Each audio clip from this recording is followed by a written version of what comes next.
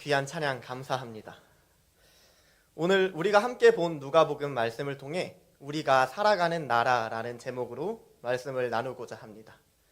성도 여러분, 어느덧 2025년의 마지막 날이죠. 여러분에게 올해는 어떤 기억으로 남으시나요? 저에게 올해는 참 특별한 한 해로 기억이 됩니다. 특히 이곳 동원교회에 와서 인격적이신 목사님들과 전도사님, 그리고 너무 좋으신 성도님들을 만나서 사역을 시작하고 배워가며 하나님 나라를 세워가는 일을 감당하게 되었다는 점에서 참 하나님께 감사합니다.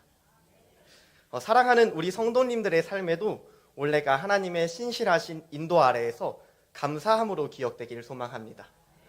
그런 의미에서 우리 서로를 향해 이렇게 인사해 볼까요? 함께함이 감사입니다. 함께함이 감사입니다.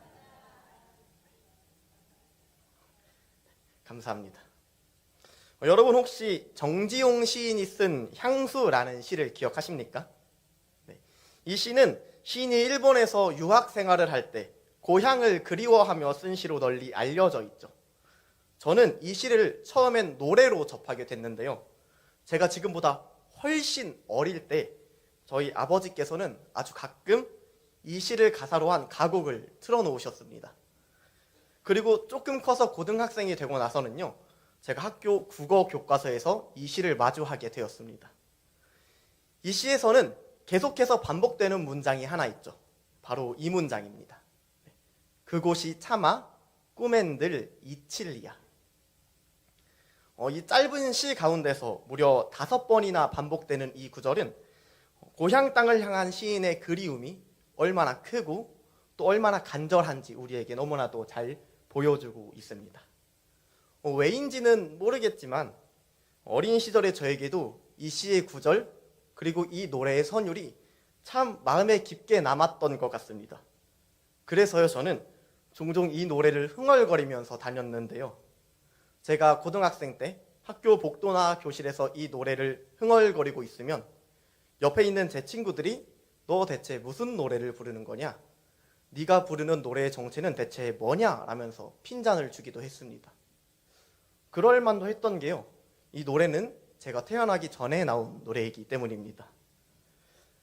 아무튼 시간이 흐르고 성인이 된 저에게는 이 노래의 가사가 더 깊은 울림으로 다가옵니다. 인생의 선배이신 장로님, 권사님, 집사님들 앞에서 제가 감히 인생의 무게와 어려움을 논할 수는 없겠지만 30년 조금 안 되는 그 짧은 시간조차도 저에겐 참 어려웠고 치열했던 시간이었습니다. 그 어려움과 치열함을 조금이나마 맛본 지금의 제가 이 노래의 가사를 돌아보니 시인이 고향을 그리워했던 것처럼 저에게도 어떠한 그리움이 있다는 사실을 발견하게 됐는데요. 어떤 그리움일까요? 바로 우리의 진정한 본향인 하나님 나라에 대한 그리움이었습니다. 그런데 성도 여러분, 우리가 경험하는 이 삶에 대한 고단함과 어려움은요, 지금의 시대를 살아가고 있는 우리만 경험하는 사실이 아닙니다. 2000년 전 과거를 살아갔던 사람들 역시 지금의 우리와 모습과 형태는 다르지만 동일한 고단함과 어려운 가운데 그들의 삶을 이어나갔죠. 특히 나라를 빼앗긴 채 로마의 지배를 받고 있던 유대인들은 이러한 고단함을 더욱 크게 경험했습니다. 당시 유대인들은 자신들의 나라를 잃은 채로 로마의 통치 아래에 있었습니다. 그들은 자신들이 감당하기 힘든 아주 과중한 세금을 바쳐야 했고요. 원치 않는 이방 문화 속에서 계속해서 살아가야만 했습니다. 이러한 삶은요, 스스로 하나님의 선택받은 거룩한 백성이라 여겼던 유대인들에게 아주 엄청난 모욕이자 치욕이기도 했죠. 이렇듯 고단하고 팍팍한 삶이 이어지자 그들은 자신들을 구원할 메시아에 더욱 큰 소망을 두게 됩니다. 그들의 마음 가운데에는 아마 이런 기대가 가득했을 겁니다. 맞아, 우리가 지금은 이렇게 힘들어도 우리의 구원자 메시아만 온다면 로마의 통치는 끝이 나고 새로운 왕국에서 다윗의 때처럼 떵떵거리면서 살 수 있을 거야 라는 기대 말입니다. 이들은 로마를 무너뜨릴 강력한 메시아와 눈에 보이는 화려한 하나님 나라를 손꼽아 기다리며 로마의 통치를 견디고 있던 것이죠. 이러한 배경 가운데서 오늘 우리가 함께 본 본문에서 바리새인들은 예수님께 한 가지 질문을 하고 있습니다. 우리 20절 말씀 전반 부분 함께 읽도록 하겠습니다. 바리새인들이 하나님의 나라가 어느 때에 임하나이까 묻거늘. 바리새인들은 예수님을 향해 하나님의 나라가 대체 어느 때에 임합니까? 라고 묻고 있습니다. 이들은 대체 왜 이러한 질문을 예수님께 던지고 있는 걸까요? 우리는 이 질문에 대한 답을 얻기 위해 예수님이 하신 사역이 어떠한 것인지 한번 살펴보아야 할 필요가 있습니다. 예수님께서 이 땅에 내려와서 하신 사역은 하나님 나라를 선포하는 사역이었습니다. 예수님께서는 사역을 시작하시며 하나님 나라가 가까이 왔느니라 선포하시며 사역을 시작하셨고요. 그 이후에 사역 가운데서도 하나님 나라의 복음을 전하며 다니셨습니다. 그러나 예수님의 이러한 사역, 곧 하나님 나라를 전하는 사역은 당시 유대인들이 생각하던 메시아 사상, 하나님 나라 사상과는 전혀 다른 것이었습니다. 예수님께서는 세상의 기득권을 깨부수지 않으셨습니다. 오히려 약자와 천대받는 자들에게 다가가셨죠. 정치적 그리고 군사적으로 거대한 운동을 일으키지 않으셨습니다. 죄인들의 집에 가서 그들과 먹고 마시며 그들과 함께 하셨습니다. 하나님 나라를 선포하고 다니시는 예수님께서 자신들이 생각하고 있던 하나님 나라의 모습과는 전혀 다른 행보를 펼쳐나가시자 이 바리새인들은 의문점이 생겼습니다. 하나님 나라에 대한 의문점이 생긴 거죠. 그래서 예수님께 하나님의 나라가 대체 어느 때에 임합니까? 라면서 하나님 나라에 대해 묻고 있는 겁니다. 우리는 이러한 바리새인들의 모습 가운데서 하나님 나라에 대한 당시 사람들의 몇 가지 오해를 발견하게 되는데요. 첫 번째로 하나님의 나라는 미래에 올 것이다 라는 오해입니다. 왜 이러한 오해를 하게 되었을까요? 우리가 방금 살펴봤듯이요. 그들이 꿈꾸던 하나님 나라는 정치적, 군사적으로 강력한 메시아가 로마를 무너뜨리고 이스라엘이 세상의 주인이 되는 정치적인 왕국이었습니다. 그러나 그들의 입장에서 본 현실은 여전히 로마의 통치 가운데 있습니다. 여전히 자신들의 현실은 바뀌지 않습니다. 그러니까 그들에게 있어서 하나님 나라란 아직 오지 않은 미래에 있는 그 하나님 나라에 불과했던 것이죠. 이러한 생각과 오해를 갖고 있던 바리새인들의 물음에 예수님께서는 그들의 기대와 정반대되는 답변을 내어놓으십니다. 우리 20절 말씀 후반부 함께 읽도록 하겠습니다. 예수께서 대답하여 이르시되 하나님의 나라는 볼 수 있게 임하는 것이 아니요. 우리는 여기서 볼 수 있게 라는 단어에 주목할 필요가 있는데요. 이 단어를 원어로 살펴보면 관찰이라는 뜻을 갖고 있습니다. 곧 무언가를 면밀하게 지켜보거나 감시하는 행위를 뜻합니다. 그러니까 예수님께서는 하나님의 나라가 언제 옵니까? 라고 묻는 바리새인들에게 하나님의 나라가 오는 때는 면밀하게 지켜보거나 관찰한다고 알 수 있는 것이 아니다 라고 말씀해주고 계신 거죠. 예수님께서는 이 답변을 통해 아직 눈에 보이는 현상이나 표적, 곧 강력한 지도자, 강한 군대와도 같은 모습이 안 보이니 아직 하나님의 나라는 오지 않았다라고 생각하는 바리새인들의 생각을 깨부수고 계신 것이죠. 그리고 이어서 또 다른 오해 한 가지를 부수고 계신데요. 우리 21절 말씀 전반부 함께 읽도록 하겠습니다. 또 여기 있다 저기 있다고도 못하리니. 당시 유대인들은 하나님의 나라가 특정 장소나 영역에 세워질 것이라고 생각했습니다. 마치 로마 제국처럼요.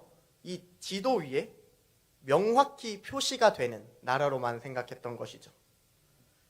그러나 예수님께서는 이러한 사람들의 오해를 정면으로 반박하고 계십니다. 하나님의 나라는 지도에 표시되어지는 형식의 나라도 아니고 어떠한 건물이나 사람들의 조직에 매이는 나라도 아님을 아주 분명히 밝히고 계신 것이죠. 그렇다면 예수님께서 말씀하시는 이 하나님 나라는 대체 어떤 나라인 걸까요? 대체 어떤 것인 걸까요? 우리 21절 말씀 후반부 함께 읽도록 하겠습니다. 하나님의 나라는 너희 안에 있느니라. 예수님께서는 하나님의 나라에 대한 질문을 하는 바리새인들을 상대로 하나님의 나라는 너희 안에 있다 라고 말씀하시죠. 이 말이 어떤 말일까요? 하나님의 나라가 너희 안에, 그러니까 이 내면에 있다는 이야기일까요? 아닙니다. 네, 아니에요. 예수님을 배척하고 죽이려고 하는 바리새인들의 내면에 하나님 나라가 임재했다? 하나님 나라가 있다는 사실은 쉽게 납득이 되어지지 않는 이야기입니다.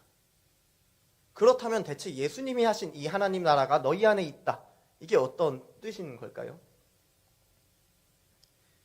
예수님이 하신 이 말씀의 의미는 하나님의 나라가 너희들과 함께 있다라는 이야기입니다. 곧 하나님의 나라는 이미 임하였고 그 나라는 특정한 장소에 있는 것이 아니라 나 예수 그리스도로 인해 이미 너희 가운데 있다라는 의미입니다. 그러나 바리새인들은 이렇게 시작된 하나님의 나라를 전혀 보지도 느끼지도 알지도 못하고 있죠. 예수님께서는 자신이 있는 곳이 바로 하나님의 나라라고 분명히 말씀하십니다. 바리새인들은 하나님의 나라가 눈에 보이는 표적과 함께 올 것이라 생각했고 그로 인해 자신들을 압제하고 다스리던 로마 제국이 무너지고 큰 힘과 권세 가운데 다윗 왕국이 회복되어 자신들이 떵떵거리며 살 수 있을 것이라고 생각했죠. 그러나 예수님께서 말씀하신 이 하나님 나라는 그런 나라가 아니었습니다. 예수님께서는 하나님의 나라가 눈으로 관찰되는 방식으로 오지 않으며 이미 이 땅 가운데 임한 하나님 나라라고 분명히 말씀하십니다.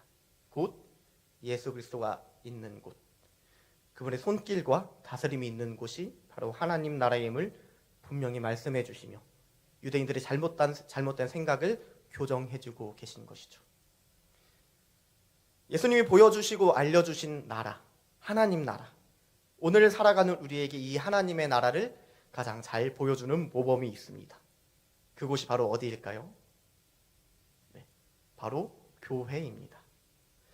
그리스도의 몸된 교회는요, 하나님의 나라를 가장 잘 보여주는 곳입니다. 우리는 이 교회 안에서 예수님의 통치에 따라 예수님이 하신 것처럼 서로를 섬기고 사랑합니다. 이 땅에 내려와서 예수님이 우리에게 보여주신 삶의 모범을 실천하죠. 이를 통해 하나님의 나라를 이뤄가며 또 살아가게 됩니다. 곧 하나님의 통치를 받는 한 사람 한 사람이 모여서 우리의 모습과 우리의 관계 가운데 실제적으로 하나님의 통치를 실현해내는 공동체가 바로 교회 공동체인 것입니다. 그러므로 이 교회 공동체는요, 주일에만 잠깐 모였다 헤어지는 공동체가 아닙니다. 예수님이 우리에게 가르쳐 주신 성경의 가르침을 따라 서로의 일상 가운데 들어가서 예수님처럼 서로를 사랑하고 이 서로를 사랑하는 모습은 우리가 서로 교제하는 모습을 통해 나타납니다. 우린 이 서로 간의 교제를 통해 서로의 고민을 들어주고 서로의 힘듦을 함께하며 서로의 아픔을 나눕니다. 이뿐일까요? 우리는 기뻐할 일이 생기면 함께 기뻐하고 즐거워하고 행복을 나누죠. 서로에 대해 높아짐을 말하는 세상과는 다르게 우리는 서로를 향해 낮아지며 섬김이 곧 기쁨이라고 여깁니다. 이런 공동체가 바로 예수 그리스도의 몸된 교회입니다. 세상 사람들은요, 이런 교회의 모습을 통해 하나님의 나라를 비춰봅니다. 철저한 손익계산에 따라 돌아가는 사회와 대비되어서 하나님의 사랑과 통치를 실천하는 우리 교회는 팍팍한 사회를 살아가는 세상 사람들 가운데 아주 매력적인 공동체의 모습으로 비추이게 됩니다. 그리고 사람들은 이런 매력적인 교회의 모습을 보고 하나님의 나라, 교회로 모여들게 됩니다. 사랑하는 동원교회 성도 여러분, 우리 동원교회가 바로 그런 교회인 줄로 믿습니다. 새로이 교회에 오는 이들을 따뜻하게 환대하는 교회, 가장 낮은 모습으로 이 땅에 내려오사 비참한 처지인 우리를 하나님의 나라에 참여하게 하신 예수 그리스도를 본받는 교회, 그렇게 우리도 이웃들에게 섬김과 사랑을 흘려보내 하나님 나라에 초대하는 교회가 바로 우리 동원교회인 줄로 믿습니다. 또한 이러한 우리의 모습 가운데 우리 주변의 이웃이, 우리 직장 동료가, 같은 아파트의 주민들이, 아직 예수 그리스도를 알지 못하는 우리의 가족들이 하나님을 만나게 되는 기쁨이 있을 줄로 믿습니다. 그런데 말입니다. 우리가 이러한 하나님의 나라를 살아가고자 할 때 우리를 가로막는 장애물이 한 가지 있습니다. 그게 무엇일까요? 바로 오늘 우리가 함께 살펴본 바리새인들과도 같은 모습이죠. 이 바리새인들은 누구보다 하나님의 나라를 바랬습니다. 그렇기에 모든 율법을 준수하는 아주 철저한 삶을 그들의 삶에서 살아왔죠. 그러나 정작 자신들의 생각, 자신들의 상황, 자신들의 오해에 갇혀서 이미 임한 하나님의 나라를 보지도 못했고요, 경험하지도 못했습니다. 사랑하는 동원교회 성도 여러분, 어쩌면 우리 안에 오늘 본문에서 살펴본 바리새인들과 같은 모습이 있을지도 모르겠습니다. 우리가 갖고 있는 생각과 상황, 우리의 고집에 갇혀서 이미 임한 하나님 나라를 보지 못하고 누리지 못하고 있진 않으십니까? 잠깐 저의 이야기를 들려드리고자 합니다. 저는 대학생 때, 그러니까 얼마 전입니다. 대학생 때 친구들과 함께 자취를 했습니다. 함께 이 친구들과 함께 자취를 하기 위해 저에게 꼭 필요했던 것이 있었는데요. 그게 무엇이었을까요? 바로 돈입니다. 돈. 네, 저에겐 돈이 필요했습니다. 월세가 필요했던 거죠. 그래서 방학 때는 이 월세를 내기 위해 이제 물류센터에 가서 일을 하거나 인력소에 나갔습니다. 근데 이 인력소가 문제였습니다. 인력소를 다니는 일이 저에게 너무 큰 스트레스였고 어려움이었습니다. 왜냐하면요, 아무도 저한테 신경 쓰지 않고 눈치를 주지 않았지만 제 소심한 성격 탓인지 저는 그곳 인력소에 가면 항상 그 인력소 소장님의 눈치를 보면서 이 구석에 가만히 이렇게 앉아 있었고요. 네. 현장에 가서는 이 현장 같이 일하는 현장 반장님들의 눈치를 보면서 아무도 주지 않는 스트레스와 아무도 주지 않는 압박감에 시달렸습니다. 그럼에도 어쩔 도리가 있었을까요? 없었습니다. 월세를 내기 위해서는요, 저는 인력소를 다닐 수밖에 없었어요. 그래서 그날도 동일하게 새벽에 일어나 인력소를 향해 발걸음을 옮기게 됩니다. 인력소에 가서 현장을 배치받고 이제 그 현장으로 향해야 되는데 당시 저는 차가 없었습니다. 차가 없었으니까요, 차를 가진 그 반장님의 차를 함께 타고 그 현장으로 이동하게 되었어요. 이렇게 같이 차를 타고 가는 길에 그 반장님이 저한테 여러 가지를 묻기 시작합니다. 이제 어려 보이니까요, 제가. 먼저 나이를 물으십니다. 몇 살이에요? 이렇게 물으시니까요, 저는 이제 솔직하게 제 나이를 말하죠. 저는 26살입니다. 이제 제 나이를 한번 들으시고 이제 제가 학교를 다니신지 궁금하셨나 봐요. 이제 그럼 혹시 학교 다니고 있나요? 라고 물어보시는 겁니다. 솔직하게 말해야죠. 저는 이 옆에 있는 강원대학교 다니고 있습니다. 라고 솔직하게 이야기했죠. 자, 이제 제 학교까지 아셨습니다. 그럼 이제 다음 무엇을 물어보실까요? 전공을 물어보시겠죠. 뭘 공부하고 있습니까? 이렇게 물어보실 거예요. 이제 전공을 물어보십니다. 그러면 학교에서 뭘 공부하고 있는데요? 이제 대답하겠죠. 저는 심리학을 공부하고 있습니다. 딱 여기까지 물어보시고 잠깐 생각에 잠기시더니 저한테 한 가지 질문을 던지십니다.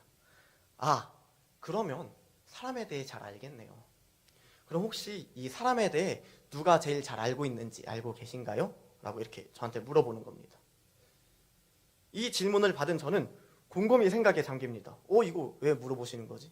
날도 춥고 일도 하기 싫고 나는 그냥 싫은데 왜 이런 걸 물어보시는 거지? 라는 막 생각을 하다가 이제 나름의 결론을 내고 제가 답변을 드리는데요.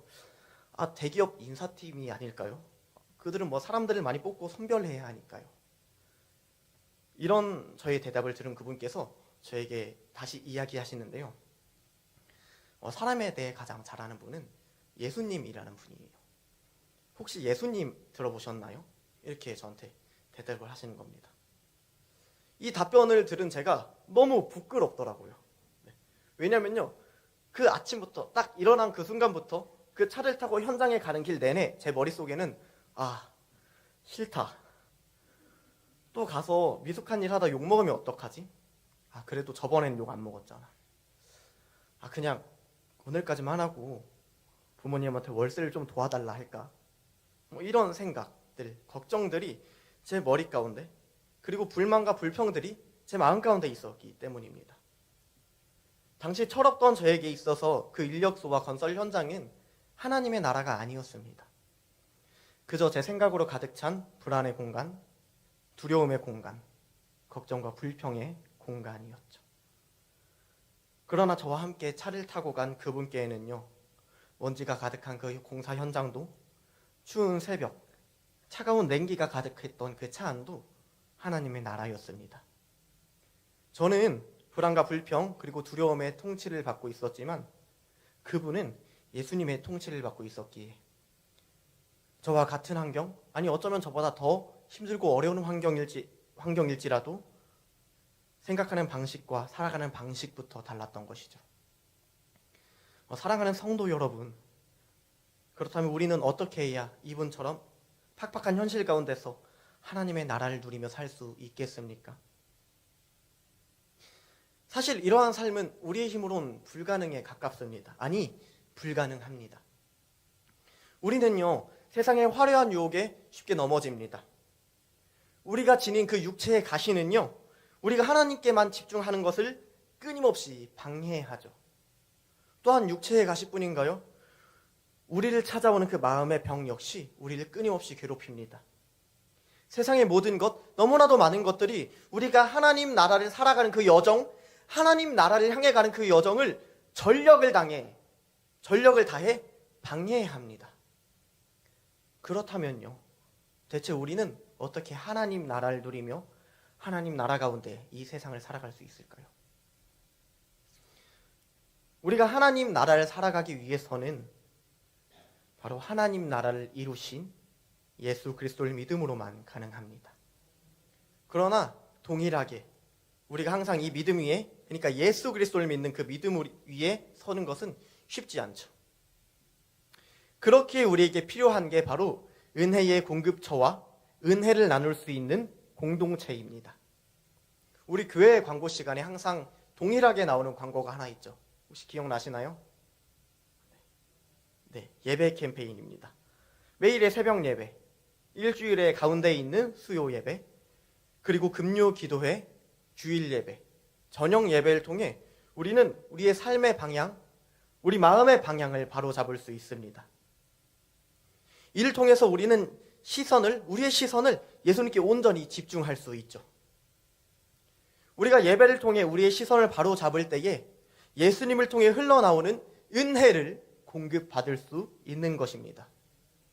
또한 지금은 방학 가운데 있지만 담임목사님께서도 참여를 독려하셨던 우리 주중 목장 모임을 통해 그리스도인으로서 세상에서 살아가는 삶을 나누고 서로를 응원하며 한 공동체를 이룰 수 있습니다.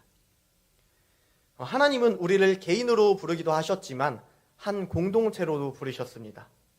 교회 안에서 주중 목장 모임을 통해 공동체로 부르신 하나님을 알아 공동체의 유익을 가득 누리고 예배를 통해 우리가 얻은 그 은혜를 나누는 하나님 나라의 공동체를 이루시길 간절히 소망합니다. 마지막으로 우리 내년부터 교회에서 함께하는 말씀 암송에 적극적으로 참여하길 바랍니다. 이 말씀을 우리가 날마다 마음에 새기고 우리의 생각에 새길 때에 우리의 삶의 방향과 생각은 하나님을 향하게 됩니다.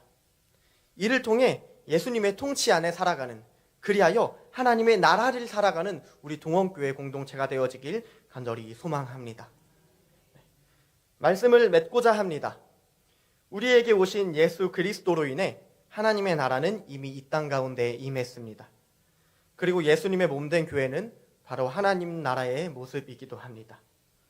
세상의 가치관과 세계관을 따라 움직이지 않고 하나님의 말씀이 온전히 기준되어 이 교회 가운데서 우리는 하나님 나라 백성의 삶을 배우고 연습하게 되는 것이죠. 교회를 통해 하나님 나라 백성의 모습을 갖춘 우리는요, 이제 우리의 생각과 상황에 갖추지 않고 날마다 말씀을 통해 우리의 생각과 마음을 바로잡게 됩니다. 곧 하나님의 통치 가운데 머무르게 되는 것이죠. 이제 이런 우리가 일상 가운데서도 하나님의 나라를 살아갑니다. 우리의 가정, 우리의 직장, 우리가 다니는 학교, 우리의 소모임 가운데서 하나님의 나라를 살아가는 우리 모습을 통해 하나님께서 기뻐하시는 줄로 믿습니다.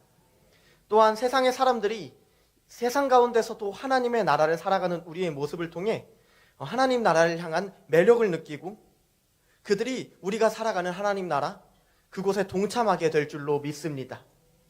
우리 날마다의 삶 가운데서 하나님 나라를 살아갈 때에 하나님께서 우리를 사용하시고 우리가 하나님의 일에 동참하는 기쁨의 삶을 누리게 될 줄로 믿습니다. 우리 말씀을 기억하며 다 같이 충만 찬양하길 원합니다.